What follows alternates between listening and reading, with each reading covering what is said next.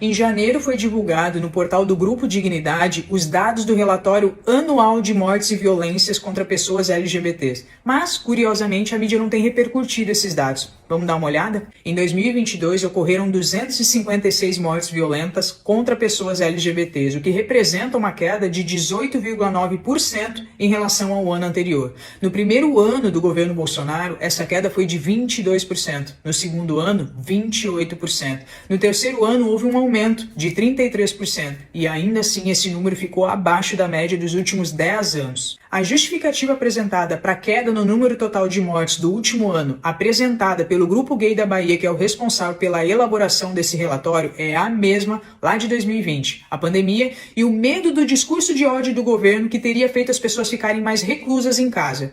Só que em 2022 nós não estávamos mais em lockdown e apesar de ainda conviver com o Covid, as pessoas seguiram sua rotina normalmente. E também foi o ano em que a Parada do Orgulho LGBT bateu o recorde de público de 4 milhões de pessoas. Se a gente olhar para os dados da série histórica, essa justificativa faz menos sentido ainda. Durante o governo PT foi justamente o período em que houve o maior aumento no número total de mortes de pessoas LGBT. Se a gente olhar ano a ano, de 2003 a 2011, governo Lula, houve um aumento de 53% no número total de mortes, enquanto de 2019 a 2022, governo Bolsonaro, houve uma queda de 28,5%.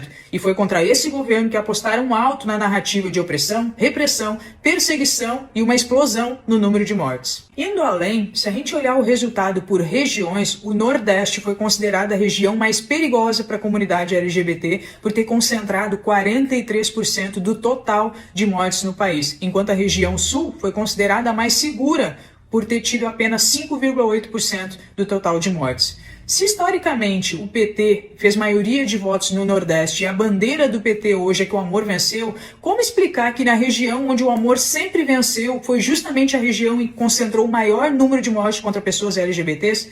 Como explicar que a região Sul, onde Bolsonaro fez a maioria dos votos e que nós fomos taxados de bolsonaristas homofóbicos, tenha tido menor número de mortes? No ranking de estados, a Bahia é o estado que teve o maior número de mortes do país, seguido de São Paulo, Pernambuco, Minas Gerais, Maranhão e Pará, enquanto que os estados que tiveram o menor número de óbitos foram Santa Catarina, Rio Grande do Sul, Roraima e Rondônia. Reparem que na região em que o Lula fez a maioria de votos, justamente nos dois estados em que Bolsonaro foi a maioria, foi também onde teve o menor número de óbitos de pessoas LGBTs. Diante desses dados, uma pergunta é inevitável. Por que, afinal de contas, a mídia não está repercutindo esses dados? Será que é porque eles contradizem totalmente a narrativa construída ao longo dos últimos 4 anos? Eu sempre faço questão de dizer, se os brasileiros fossem uma nação unida, nós jamais permitiríamos um governo feito PT, principalmente por todo o tempo que eles se mantiveram no poder. Mas essa é justamente a estratégia esquerdista.